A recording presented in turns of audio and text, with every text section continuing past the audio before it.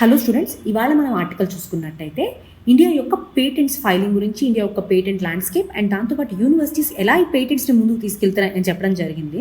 అదే కాకుండా మీకు గుర్తు చేద్దాం అనుకుంటుంది ఏంటి అంటే, ఈవినింగ్ 8 o'clockకి మనకి ఒక బర్నింగ్ టాపిక్ అనేది వస్తుందన్నమాట. GST 2.0 రిఫార్మ్స్ అని చెప్పేసి ప్రైమ్ మినిస్టర్ గారు చెప్పడం జరిగింది. One of the most important topic అది. సో ఆ టాపిక్ని మనం ఆ సెషన్లో కవర్ చేశాము. సో అది తప్పకుండా చూడండి. అండ్ దాంతోపాటు మనం ఎడిటోరియల్లో ఉన్నటువంటి పేటెంట్ ల్యాండ్స్కేప్ గురించి చూద్దాం. ఒక్కసారి మనం చూసుకున్నట్టయితే ఇండియాలో ప్రీవియస్గా 2000స్లో అనమాట, ఆ టైంలో చూసుకుంటే దాదాపు 43% ఆఫ్ ద పేటెంట్స్ ఎవరు చేసేవాళ్ళు అనుకుంటున్నారు? కార్పొరేట్స్ చేసేవాళ్ళు. సో ఇప్పుడు అదే 43% చూసుకుంటే universities and higher education institutions చేస్తున్నాయి అనమాట. సో దీన్ని బట్టి మనకి ఏమర్థమవుతుంది అంటే, ఈ యూనివర్సిటీస్ యొక్క రోల్ పెరిగింది ఈ పేటెంట్ ఫైలింగ్లో కానివ్వండి, ఇంటెలెక్చువల్ ప్రాపర్టీ విషయాల్లో కానివ్వండి. సో పేటెంట్ రోల్ అనేది యూనివర్సిటీస్ ఎలా ఎవాల్వ్ అయింది అనేది చూద్దాం అనమాట. సో ఫస్ట్ మనం చూసుకున్నట్టయితే ఇక్కడ రైజ్ ఇన్ పేటెంట్స్. యూనివర్సిటీస్ ఇందాక మనం చెప్పాం కదా, 43% ఆఫ్ ఫైలింగ్స్ 2023లో చూసుకున్నట్టయితే కార్పొరేట్స్ని ఓవర్టేక్ చేశాయి. ఇంకా స్పెసిఫిక్గా IIT మద్రాస్ గురించి చూసుకున్నట్టయితే వాళ్ళ యొక్క పేటెంట్స్ 2022లో 156 ఉండే అనమాట. ఇప్పటికీ దాదాపు 2023కి 300 అయిపోయినాయి. అంటే డబల్ అయింది జస్ట్ 1 year గ్యాప్లో. అండ్ ఇంకా IIT బాంబేలో కూడా చూసుకున్నట్టయితే మన పేటెంట్ ఫైలింగ్స్ అనేవి పెరగడం జరిగింది. అండ్ దాంతోపాటు ఈ సెక్టర్స్ ఏవైతే ఇదివరకు ఫోకస్ చేసేవాళ్ళో అవి కూడా చేంజ్ అయ్యాయి అనమాట. ప్రీవియస్గా మనం చూస్తే మెకానికల్, కెమికల్ ఇంజనీరింగ్ సెక్టర్స్లో ఎక్కువగా పేటెంట్స్ ఫైల్ అయ్యేవి. కానీ ఇప్పుడు చూస్తే 26% of the patents computer science నుంచి ఫైల్ అవుతున్నాయి. అండ్ ఎలక్ట్రికల్ ఇంజనీరింగ్కి 16.4% అనమాట. సో దీన్ని బట్టి ఏమర్థమవుతుందంటే, యూనివర్సిటీస్ అసలు ఇండియా యొక్క డిజిటల్ అండ్ ఫ్రాంటియర్ టెక్నాలజీ ఇన్నోవేషన్స్ని ఎట్లా ముందుకు తీసుకెళ్తారని చెప్పేసి అర్థమవుతుంది. అండ్ దాంతోపాటు గవర్నమెంట్ కూడా చాలా IP సెల్స్ని, లీగల్ సపోర్ట్ని, టెక్నాలజీ ట్రాన్స్ఫర్ ఆర్గనైజేషన్స్ అని చెప్పేసి ఇవన్నీ IIT మద్రాసులో, NITలో పెట్టడం జరిగింది. సో దానివల్ల పేటెంట్ స్టార్టప్స్ ఉన్నాయి కదా, ఆ స్టార్టప్స్ ఈ పేటెంట్స్ ఏవైతే చేశారో వాళ్ళని స్టార్టప్ ట్రాన్సిషన్ అవ్వడానికి చాలా హెల్ప్ చేసినాయి అనమాట. సో ఇది యూనివర్సిటీ యొక్క రోల్. చూసుకున్నట్టయితే గవర్నమెంట్ అసలు ఏమేమి సపోర్ట్స్ తీసుకొచ్చింది అంటే, ఫస్ట్ ఆఫ్ ఆల్ 2016లో నేషనల్ IPR పాలసీ తీసుకొచ్చింది అనమాట. సో ఈ పేటెంట్స్ గురించి అవేర్నెస్ కానివ్వండి, ప్రమోషన్ కానివ్వండి, అండ్ దాంతోపాటుగా కమర్షియలైజేషన్ చేయడానికి one of the major policy ఇది. అండ్ ఇంకా మనం చూసుకున్నట్టయితే ఇందులో నిపమ్ అంటారనమాట. అంటే ఏంటంటే national intellectual property awareness mission. So దీని కింద దాదాపు 18 లక్షల స్టూడెంట్స్ అండ్ ఫ్యాకల్టీని ట్రైన్ చేశారు ఈ IPR పాలసీ కింద అవేర్నెస్ తీసుకురావడానికి. రెండోది వచ్చేప్పటికి innovation promotion. Atal innovation mission ఉంది కదా, సో ఇది హైయర్ ఎడ్యుకేషన్ ఇన్స్టిట్యూషన్స్ ఉంటాయి కదా, అక్కడ స్టార్టప్ ఇంక్యుబేషన్ చేశారనమాట అటల్ ఇన్నోవేషన్ మిషన్ కింద. అండ్ దాంతోపాటు ఏవైతే స్టార్టప్స్ ఉన్నాయో వాటికి IP లిటరసీ అంటే ఏంటి, ఇంటెలెక్చువల్ ప్రాపర్టీ లిటరసీ, అండ్ దాంతోపాటు ఈ ఫైలింగ్ కాస్ట్లకి ఫైనాన్షియల్ ఇన్సెంటివ్ ఇవ్వడం ఈ కపిల ప్రోగ్రామ్ కింద చేశారు. సో ఇవి 2 ఇన్నోవేషన్ కోసం తీసుకొచ్చినటువంటి ప్రోగ్రామ్స్. అండ్ ఇంకా ఫినాన్షియల్ అండ్ ఇన్స్టిట్యూషనల్ ఇనిషియేటివ్స్ చూసుకున్నట్టయితే ఫీజు తగ్గించారు. అండ్ ఎగ్జామినేషన్ అంటే పేటెంట్ ఎగ్జామినేషన్ చాలా ఫాస్ట్గా చేశారనమాట. ప్రీవియస్గా 8 to 10 years పెండెన్సీ ఉండేది ఒక పేటెంట్ పెట్టిన తర్వాత, ఇప్పుడు అది 2 to 3 yearsకి వచ్చింది. అంటే ఈ 2 to 3 years is not ideal, but one of the biggest transition ఇది. ఇంకోటి మనం చూసుకున్నట్టయితే రీసెంట్గా మెజర్స్ చూసుకుంటే పేటెంట్ అమెండ్మెంట్ రూల్స్ 2024. అండ్ ఇందులో మనం చూసుకున్నట్టయితే ఈ రూల్స్లో faster request for examination deadlines అనమాట. ప్రీవియస్గా మనకి 48 months ఉండేది, ఇప్పుడు దాన్ని 31 monthsకి తీసుకొచ్చారు ఫాస్టర్ రిక్వెస్ట్ ఫర్ ఎగ్జామినేషన్కి. అండ్ ఇంకా దాంతోపాటు అనుసంధాన్ నేషనల్ రీసెర్చ్ ఫౌండేషన్ కూడా మనకి డెడికేటెడ్గా ఫండింగ్ సపోర్ట్ అనేది ఇవ్వడం జరుగుతుంది యూనివర్సిటీ లెడ్ రీసెర్చ్కి. సో ఇది గవర్నమెంట్ తీసుకొచ్చినటువంటి సపోర్ట్స్. అండ్ ఇంకా అటువంటి ఛాలెంజెస్ ఏంటి? ఫస్ట్ లో research and development spending. India యొక్క రీసెర్చ్ అండ్ డెవలప్మెంట్ స్పెండింగ్ చూసుకుంటే 0.67% ఆఫ్ ద GDP మాత్రమే ఉందన్నమాట. US లో 3.5% ఆఫ్ దేర్ GDP, చైనాలో 2.5% ఆఫ్ దేర్ GDP ఉంది. సో దీన్ని బట్టి మనకి ఏమర్థమవుతుంది, ఇండియా ఎంత తక్కువ స్పెండ్ చేస్తుంది R&D అని చెప్పేసి. అండ్ దాంతోపాటు ఈ కమర్షియలైజేషన్ గ్యాప్ అనమాట. పేటెంట్స్ చాలా వరకు తీసుకుంటున్నారు కానీ అవి సక్సెస్ఫుల్ స్టార్టప్స్గా వెళ్ళలేకపోతున్నాయి. ఎందుకని చెప్పేసి దానికి మేజర్ రీజన్ ఇండస్ట్రీతో లింకేజ్ లేకపోవడం, ఇండస్ట్రీకి ఎలాంటి నీడ్స్ ఉన్నాయో తెలుసుకోలేకపోవడం, స్మూత్ ట్రాన్సిషన్ అనేది లేదనమాట. తర్వాత వచ్చేటప్పటికి backlog issues. So 80% of the patents ఏవైతే ఫైల్ చేసుకున్నారో అవన్నీ ఇంకా పెండింగ్లో ఉన్నాయి. ఇంకా మనం చెప్పాం కదా, ఇదివరకు 8 to 10 years ఉండేది, ఇప్పుడు 2 to 3 yearsకి వచ్చిందని చెప్పేసి అందులో కూడా 80% ఆఫ్ ద పేటెంట్స్ ఇంకా పెండింగ్లో ఉన్నాయన్నమాట. ఇంకా చూసుకుంటే క్వాంటిటీ ఓవర్ క్వాలిటీ. సో బేసిక్గా యూనివర్సిటీకి ఒక నెంబర్ ఆఫ్ క్వాంటిటీ ఉంటుంది, ఇన్ని రావాలి అని చెప్పేసి. So universities patent only NIRF ranking కోసం వాటి కోసం ఫైల్ చేయడం కానీ క్వాలిటీ ఆఫ్ ద పేటెంట్ని చూడట్లేదు అని చెప్పడం కూడా జరిగిందనమాట. ఇది one of the persisting challenge. ఇంకా ఇంకా మనం చూసుకున్నట్టయితే వే ఫార్వర్డ్ అసలు ఏం చేయొచ్చు అంటే first of all research and development యొక్క ఎక్స్పెండిచర్ పెంచాలి, మినిమం 2% ఆఫ్ జీడీపీకి తీసుకురావాలి, strong academia and industry linkages తీసుకురావాలి. సో దట్ ఏంటి అంటే ఇండస్ట్రీ అండ్ దాంతోపాటు అకాడమియా ఓన్డ్ పేటెంట్స్, అంటే ఇద్దరు కలిపి పేటెంట్ని ఓన్ చేసుకునేటట్టు. And professionalize technology transfer offices, ఇక్కడ ఏంటి అంటే రీజనల్గా టెక్నాలజీ ట్రాన్స్ఫర్ హబ్స్ ఉంటాయి అనమాట, ఈ పేటెంట్ ఫైలింగ్ని కానివ్వండి దీని యొక్క అవేర్నెస్ని సపోర్ట్ చేయడానికి. సో దీన్ని ఇంకా ప్రొఫెషనలైజ్ చేసి ఇంకా ముందుకు తీసుకెళ్ళగాలి. అంటే టైర్ 2 అండ్ టైర్ 3 యూనివర్సిటీస్ ఉంటాయి కదా, సో వీటికి కూడా ఇలాంటివి తీసుకెళ్ళగలగాలి. అండ్ క్వాలిటీని ఎన్షూర్ చేయాలి, ఫండింగ్ అనేది క్వాలిటీకి లింక్ చేయాలి, not for quantity of the patents. ఇంకా చూసుకున్నట్టయితే ఈ ఏఐ టూల్స్ కానివ్వండి, స్కిల్ కానివ్వండి డెవలప్ చేసి ఫాస్టర్ ప్రాసెసింగ్ అనేది చేయాలి పేటెంట్స్కి. అండ్ ఐపీ ఇంటెలెక్చువల్ ప్రాపర్టీ యొక్క కమర్షియలైజేషన్ ఇంకా ప్రమోట్ చేయగలగాలి. ఇలా ఇంటెలెక్చువల్ ప్రాపర్టీని బేస్ చేసుకొని లోన్స్ ఇవ్వడము, అండ్ దాంతోపాటు పిఎస్యూస్ వీటిని ప్రొక్యూర్ చేసుకోవడం, పబ్లిక్ సెక్టర్ ఇవి ఉంటాయి కదా మనకి యూనిట్స్, వాళ్ళు ఇవి ప్రొక్యూర్ చేసుకోవడము. అండ్ దాంతోపాటు కెపాసిటీ బిల్డింగ్, పేటెంట్ డ్రాఫ్టింగ్లో కానీ లీగల్ ట్రైనింగ్లో కానీ అసలు పేటెంట్ ఎలా తయారు చేయాలి, లీగల్గా ఎలాంటి ఛాలెంజెస్ ఉంటాయి, సో ఇలాంటి ఒక కెపాసిటీ బిల్డింగ్ చేయాలన్నమాట. సో ఇది ఫార్వర్డ్గా ఉంది. ఇంకా మనం చూసుకున్నట్టయితే యూనివర్సిటీస్ ఒక నాలెడ్జ్ డిస్మినేటర్సే కాదు, నాలెడ్జ్ ప్రొడ్యూసర్స్ అండ్ దాంతోపాటు నాలెడ్జ్ ప్రొటెక్టర్స్. ఇది ఎప్పుడైనా సరే కంక్లూజన్లో ఇలాంటి లైన్స్ వాడితే చాలా ఎక్కువ ఇంపాక్ట్ ఉంటుంది. ఏంటి, universities are not just knowledge disseminators, అవి నాలెడ్జ్ ప్రొడ్యూసర్స్ అండ్ దాంతోపాటు నాలెడ్జ్ ప్రొటెక్టర్స్. సో ఇలాంటి ఐపీఆర్ పాలసీ అండ్ దాంతోపాటు గవర్నమెంట్ ఇనిషియేటివ్ సపోర్ట్ చేయడం వల్ల Atmanirbhar Bharat and make in India విషన్స్ని మనం ముందుకు తీసుకెళ్ళగలుగుతాము. అండ్ నెక్స్ట్ టాపిక్ చూసుకున్నట్టయితే what has been the impact of ethanol blending. So రీసెంట్గా మనకి E20 పెట్రోల్ గురించి మనకి న్యూస్లో ఉందన్నమాట. సో అసలు ఇథనాల్ బ్లెండింగ్ ఏంటి, ఇథనాల్ బ్లెండింగ్ యొక్క ఇంపాక్ట్ ఏంటి అనేది చూద్దాము. సో ఇప్పుడు చూసుకున్నట్టయితే E20 పెట్రోల్ ఏదైతే ఉందో అది అక్రాస్ ద ఇండియా అవైలబిలిటీ ఉందన్నమాట. సో ఇందులో ఏంటి అంటే 20% ఇథనాల్ ఉంటుంది అండ్ దాంతోపాటు 80% పెట్రోల్ ఉంటుంది. సో ప్రీవియస్గా మనం చూసుకున్నట్టయితే 10% ఇథనాల్ బ్లెండింగ్ అనేది 2022లోనే మనం కంప్లీట్ చేయడం జరిగింది. సో ఇప్పుడు 20% బ్లెండింగ్ అనేది 2025 కంప్లీట్ చేస్తున్నాం అనమాట. సో ఒక్కసారి ఈ కాంటెక్స్లో యాదాము. సో ఫస్ట్ ఇండియా యొక్క ఇథనాల్ బ్లెండింగ్ పాలసీ చూసుకున్నట్టయితే multi sectoral energy transition strategy అనమాట. ఇది అన్ని సెక్టర్స్లోని ఈ బయోఫ్యూయల్స్ని తీసుకెళ్లాలనేటువంటి ఆలోచనతో తీసుకొచ్చింది. సో దీనివల్ల ఆయిల్ ఇంపోర్ట్స్ ఏవైతే ఉన్నాయో అవి తగ్గుతాయి, గ్రీన్ హౌస్ గ్యాసెస్ ఎమిషన్స్ తగ్గుతాయి, అండ్ దాంతోపాటు ఫార్మర్స్ ఎవరైతే ఈ ఇథనాల్ ప్రొడ్యూస్ చేయగలుగుతున్నారో వాళ్ళకి స్టేబుల్ ఫార్మ్ ఇన్కమ్స్ కూడా ఉంటాయి. అండ్ మనం ఇందాక ఆల్రెడీ చూసుకున్నాం కదా, బై 2025 మనం 20% ఇథనాల్ E20 ఫ్యూయల్ని తీసుకొచ్చాము, which is 5 years ahead of the target అనమాట. సో దీని యొక్క ఇంప్లికేషన్స్ వచ్చేటప్పటికి మల్టిపుల్ సెక్టర్స్లో ఉంటాయి. ఇవి కన్స్యూమర్స్, అగ్రికల్చర్, ఇవి ట్రాన్సిషన్. ఒక్కసారి ఎందుకు అని చెప్పేసి ఇండియా E20 ప్రోగ్రామ్ని యాక్సిలరేట్ చేసింది, ఎందుకు తీసుకొస్తుంది అంటే ఫస్ట్ ఆఫ్ ఆల్ ఆయిల్ ఇంపోర్ట్స్ని తగ్గించడానికి. సో ఇక్కడ మనం ఇండియా 85% ఆఫ్ ద క్రూడ్ ఆయిల్ని ఇంపోర్ట్ చేసుకుంటాం. మనం ఎంత 85%, దాదాపు 35,000 కోట్ల యాన్యువల్తో ఫారెన్ ఎక్స్చేంజ్ కింద మనం సేవ్ చేసుకోగలుగుతాం అనమాట. రెండోది meeting of the climate goals.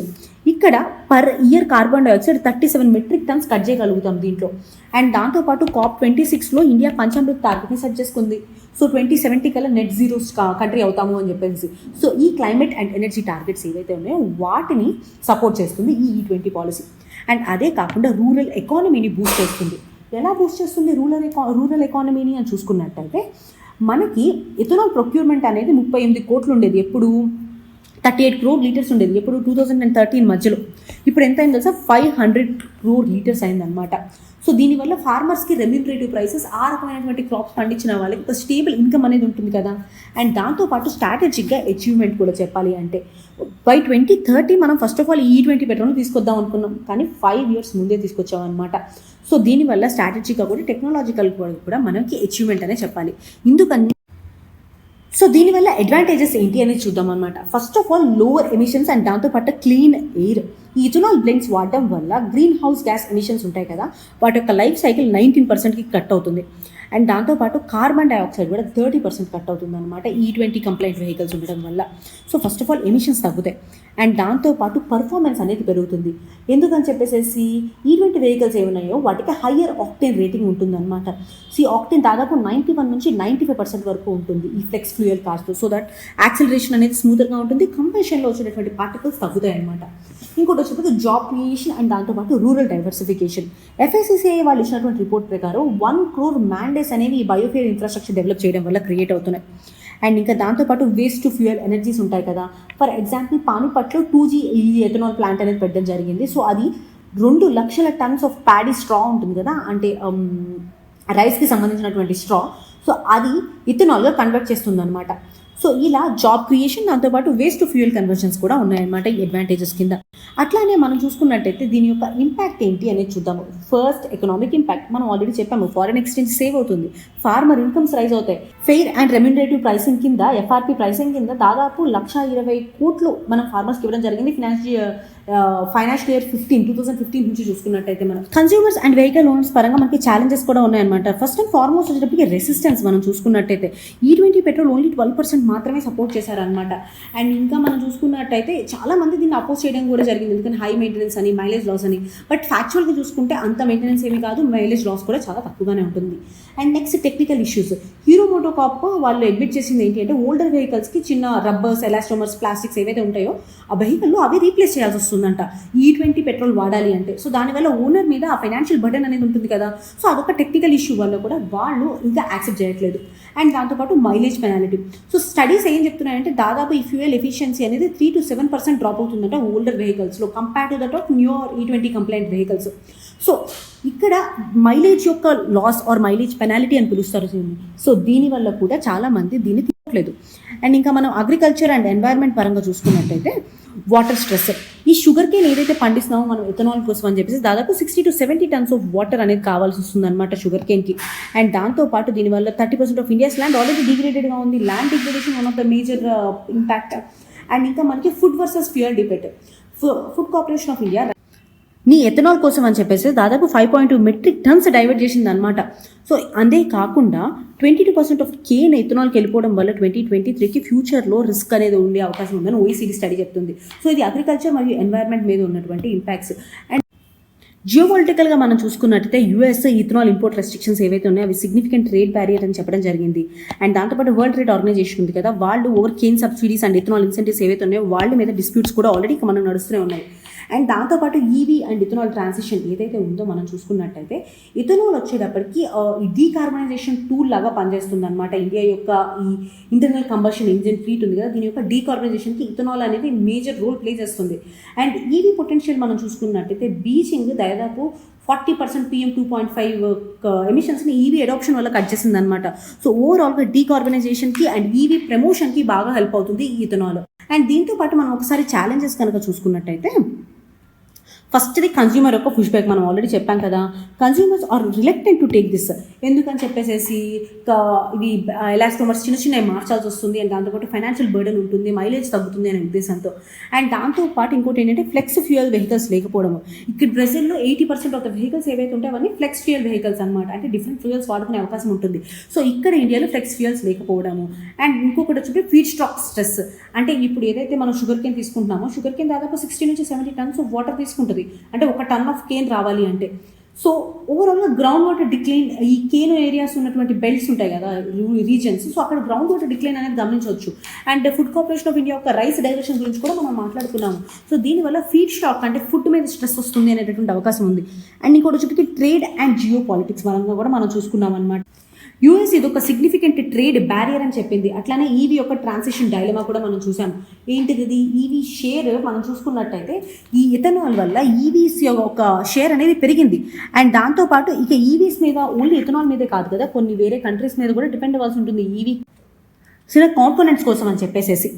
ఒక్కసారి మనం ఒకసారి వే ఫార్వర్డ్ చూసుకున్నట్టయితే, ఇక్కడ ఈ ఫీడ్ షాక్ ఏదైతే ఉందో ఈ ఫీడ్ షాక్ని డైవర్సిఫై చేయాలన్నమాట. అండ్ అంటే ఇది ఏదైతే ఉందో అది మున్సిపల్ సాలిడ్ వేస్ట్ నుంచి కానివ్వండి, అంటే ఫుడ్ నుంచి మాత్రమే కాకుండా మున్సిపల్ సాలిడ్ వేస్ట్. అండ్ దాంతోపాటు for example sugar cane ethanol కోసం ఇది బ్లెండ్ చేస్తున్నారు అనుకోండి, ఆ వాటర్ స్ట్రెస్ రీజన్స్లో దీన్ని పెంచకుండా చూడడం. సో ఇలాంటివి చూడాలి. అంటే ఈ ఫీడ్ స్టాక్ ఏదైతే ఉందో దాన్ని డైవర్సిఫై చేయాలి. అండ్ దాంతోపాటు కన్స్యూమర్స్ని ప్రొటెక్ట్ చేయాలన్నమాట. సో ఎలా? సో E20 వెహికల్స్కి లేబుల్ చేయడము, అండ్ దాంతోపాటు ట్యాక్స్ ఆఫ్సెట్స్ అండ్ ఎఫిషియన్సీ ఏదైతే లాస్ ఉందో దానికి ఫినాన్షియల్ ఇన్సెంటివ్స్ ఇవ్వడం, ఇది నీతి ఆయోగ్ చెప్తుంది. అండ్ ఇంకోటి చూసుకున్నట్టయితే, promoting flex fuel vehicles. So that కొత్త మోడల్స్ ఏవైతే వెహికల్స్ వస్తున్నాయో డిఫరెంట్ ఫ్యూయల్స్ అన్ని తీసుకొని వెళ్ళేటట్టు అండ్ డిఫరెంట్ ఫ్యూయల్స్తో కంపాటబిలిటీ ఉండేటట్టుగా తీసుకొని రావాలి బ్రెజిల్ లాగా. అండ్ ఇంకొకటి వచ్చేటప్పటికి synchronize with EV road map. So E20 vehicles fuels ఏవైతే ఉన్నాయో వాటిని ఫర్దర్ టెక్నాలజీస్ వచ్చే వరకు అదొక బ్రిడ్జ్ లాగా ట్రీట్ చేయాలి, అంతేగాని ఇదే should never be the end point అనమాట. అండ్ దాంతోపాటు గ్రీన్ హైడ్రోజన్ ఏదైతే దాన్ని కూడా మనం స్కేలప్ చేయాలి. సో ఓవరాల్గా E20 వల్ల energy security and farmers income and emissions ఈ రెండు ఎన్హాన్స్ అవడమే కాకుండా ఎమిషన్స్ కూడా కట్ అవుతాయి. అండ్ ఇక్కడ మనం దాంతోపాటు సేమ్ రిస్క్లు ఉన్నాయి, కన్స్యూమర్ పుష్ బ్యాక్ కానివ్వండి, ఫుడ్ ఇన్సెక్యూరిటీ కానీ. సో వెల్ఫేర్, ట్రస్ట్ అండ్ సస్టైనబిలిటీని బ్యాలెన్స్ చేసుకోవడమే ఇక్కడ కీ. ఈ ఆర్టికల్. నెక్స్ట్ చూసుకున్నట్టయితే ఇండియా నమీబియా అనమాట. So in Namibia India shows a new way to engage Africa అని చెప్పేసి ఈ ఆర్టికల్ చెప్తుంది. సో నమీబియాస్ నేషనల్ అసెంబ్లీ జూలైలో జరిగిందనమాట. అప్పుడు ప్రైమ్ మినిస్టర్ నరేంద్ర మోడీ గారు ఒక మాట చెప్పారు, ఒక నమీబియన్ పోయెట్ చెప్పింది. సో దీనివల్ల వాళ్ళ కల్చర్తో మనం ఎలా మీనింగ్ఫుల్గా కలవగలుగుతున్నాము అనేది చెప్పొచ్చు అనమాట. ఒకసారి ఇక్కడ చూసుకున్నట్టయితే ఫస్ట్ ఆఫ్ ఆల్ ఇండియా నమీబియాలో చేసినటువంటి స్టెప్స్ ఏంటి అనేది చూద్దాం అనమాట. So first quiet and adaptive diplomacy ఏంటి అంటే ఇష్యూ బేస్డ్ కొలయన్సెన్సే కానీ రిజిడ్ అలయన్సెస్ ఫామ్ చేసుకోకపోవడం, ఇది one of the major positive point Namibia and India కోఆపరేషన్లో. అండ్ దాంతోపాటు instruction, capacity building and long term ties మీద ఎక్కువ ఎంఫసిస్ చేయడం. అండ్ ఇండియా ఇక్కడ ఒక 3 స్టెప్ లాజిక్ తీసుకుందనమాట. First historic solidarity. సో బేసిక్గా యాంటీ కొలోనియల్ హెరిటేజ్ కానీ ఇండియాకి అండ్ నమీబియాకి షేర్డ్గా ఉన్నటువంటి స్ట్రగల్స్ కానివ్వండి. సో దాని మీద ఫస్ట్ ఆఫ్ ఆల్ పీస్, నమీబియాలో యుఎన్ పీస్ కీపింగ్ ఇవ్వడం కానివ్వండి. సో హిస్టారికల్గా సాలిడారిటీతో ఫస్ట్ డిప్లొమసీ తీసుకోవడం. రెండోది వచ్చేటప్పటికి present day cooperation, bilateral trade కానీ education, health, technology. So present day ఉన్నటువంటి కండిషన్స్ వల్ల ఆ కండిషన్స్ ద్వారా మనం డిప్లొమసీ చేయడం. అండ్ మూడోది వచ్చేప్పటికి ఫ్యూచర్ ఓరియంటెడ్ ఇన్వెస్ట్మెంట్. సో ఇప్పుడు for example Namibia India centre of excellence IT అని చెప్పి ఇండియా వింగ్ అని ఒక యూనివర్సిటీ ఆఫ్ నమీబియాలో. సో ఫ్యూచర్ ఓరియంటెడ్గా మనం చేసినటువంటి ఇన్వెస్ట్మెంట్ అనమాట. సో ఇలా ఈ 3 స్టెప్ల ద్వారా ఇండియా అండ్ నమీబియా ఒక రిలేషన్స్ అనేవి షేప్ అవుతున్నాయి. ఇంకా కాంక్రీట్ ఎంగేజ్మెంట్స్ కూడా ఉన్నాయన్నమాట. First of all India Namibia centre of excellence in IT అని చెప్పేసి. అండ్ దాంతోపాటు ఇందాక మనం చెప్పాం కదా నమీబియాలో ఇండియా యొక్క వింగ్ అని చెప్పి యూనివర్సిటీలో. సో దానికి గ్రాంట్ ఇవ్వడము. అలానే కాకుండా నమీబియా యొక్క యూత్ని మనం ఎంగేజ్ చేయడము డిజిటల్ ఫ్యూచర్కి రెడీనెస్ కోసం అని. అండ్ దాంతోపాటు ఇండియాస్ ఒక యూపీఐ అడాప్షన్ నమీబియాలో. అండ్ ఇంకా ఎనర్జీ అండ్ క్లైమేట్కి సంబంధించి Namibia global biofuels alliance join అయింది. అండ్ దాంతోపాటు CDRA coalition for disaster resilient ఇన్ఫ్రాస్ట్రక్చర్ని జాయిన్ అయింది. సో ఇవన్నీ కాంక్రీట్ అగ్రిమెంట్స్గా ఉన్న ఇండియా నమీబియాకి మధ్య. సో ఒక్కసారి ఇండియా అండ్ నమీబియాకి ఉన్నటువంటి అడ్వాంటేజెస్ ఏంటి, నమీబియా వల్ల ఇండియాకు ఉన్నటువంటి అడ్వాంటేజెస్ ఏంటి అని చూస్తే ఫస్ట్ ఆఫ్ ఆల్ సదరన్ ఆఫ్రికాలో పొలిటికల్ స్టెబిలిటీ అనేది కాపాడతాము. అండ్ దాంతోపాటు మనకి రిసోర్స్ బేస్ పెరుగుతుంది అనమాట. ఫర్ ఎగ్జాంపుల్ యురేనియం కానివ్వండి, ఇండియా లో కార్బన్ ఎనర్జీ స్ట్రాటజీ ఏదైతే ఫాలో అవుతున్నామో మనకు కావాల్సినటువంటి రిసోర్స్ బేస్ పెరుగుతుంది. అండ్ నీకు ఒక్కసారి నమీబియా యొక్క జోగ్రఫీ చూసుకున్నట్టయితే ఇండియా ఆఫ్రికా యొక్క ఎంగేజ్మెంట్కి ఒక గేట్వే లాగా ఉంటుంది. అండ్ అదే కాకుండా ఐటీ, ఎడ్యుకేషన్, ఫిన్టెక్ లాంటి టెక్నాలజికల్ సినర్జీని మనం ముందుకు తీసుకెళ్తాం అనమాట. అండ్ ఇంకొకసారి దీంతో పాటు మనకి ఛాలెంజెస్ కూడా ఉన్నాయి. ఫస్ట్ అండ్ ఫార్మోస్ట్ ఛాలెంజెస్ ఏంటి అంటే limited critical mineral push. So బేసిక్గా నో కాంక్రిమెంట్ అగ్రిమెంట్ అనమాట. క్రిటికల్ మినరల్ రిజర్వ్స్ ఉన్నాయి కానీ నమీబియాలో యురేనియం యొక్క రిజర్వ్స్ చాలానే ఉన్నాయి. సో అయినా సరే మనం ఇంకా క్రిటికల్ మినరల్స్ కోసం ఇంతవరకు ఏమీ పుష్ తీసుకోలేదు. అండ్ దాంతో పాటు డైవర్సిఫికేషన్ కూడా చాలా లిమిటెడ్గా ఉందన్నమాట. MOUs కానివ్వండి. సో వీటన్నిటి విషయంలో మనం చూసుకున్నట్టయితే అంటే హెల్త్ ఆర్ ఎడ్యుకేషన్ గురించి చెప్పాం కదా, but MOUs are in very little nascent stage. ఇంకా మనం చూసుకున్నట్టయితే లిమిటెడ్ ఫాలో త్రూ ఏదైతే ఉందో అంటే మనం ఆల్రెడీ ఇక్కడ ఇండియా వింగ్ అని పెట్టాము అక్కడ యూనివర్సిటీ ఆఫ్ నమీబియాలో. సో ఇలాంటి వాటికి ఫాలో త్రూ ఏదైతే ఉందో అది సరిగ్గా లేకపోవడము. సో ఇవన్నీ మనకి ఛాలెంజెస్గా ఉన్నాయి ఇండియా అండ్ నమీబియా యొక్క రిలేషన్స్లో. సో ఇండియా అండ్ దాంతోపాటు నమీబియా యొక్క పాలసీ ఎప్పుడు సింబాలిజంకి బియాండ్కి మూవ్ అవ్వాలన్నమాట. నాట్ ఓన్లీ నమీబియా, ఏ కంట్రీ యొక్క పాలసీ అయినా సింబాలిజం, జస్ట్ సింబాలిక్ ఎఫెక్ట్స్ కాకుండా రియల్ ఎఫర్ట్స్ అనేవి ఉండాలి. ఎట్లా ఆఫ్రికన్ యూనియన్ కానివ్వండి, ఇండియా ఆఫ్రికా ఫోరం సమిట్స్లో కానివ్వండి, లేదా డ్యూరబుల్ ఇష్యూ బేస్డ్ పార్ట్నర్షిప్స్ తీసుకురావడం ఎనర్జీ, ఫిన్టెక్లో. So we should move beyond the symbolism. And దాంతోపాటు ఇన్స్టిట్యూషనల్ ఆర్కిటెక్చర్ని స్ట్రెంథెన్ చేయాలి. ఫినాన్స్లో కానివ్వండి, గవర్నెన్స్లో కానివ్వండి. అట్లానే సౌత్ ఎంగేజ్మెంట్ ఉంటుంది కదా, దాన్ని కొలాబరేటివ్గా తీసుకురావాలన్నమాట. సో దానివల్ల మ్యూచువల్ గ్రోత్ అనేది ఉంటుంది. అండ్ దాంతోపాటు ప్రాజెక్ట్స్ యొక్క కో ఓనర్షిప్ ఇలాంటివి ప్రమోట్ చేయాలి. ఇండియా అండ్ ఆఫ్రికా పాలసీ అనేది symbolism, substance and sustain equitable partnership లాగా ముందుకెళ్లాలన్నమాట. ఇది ఇవాల్టి current affairs. Thank you so much for hearing with us.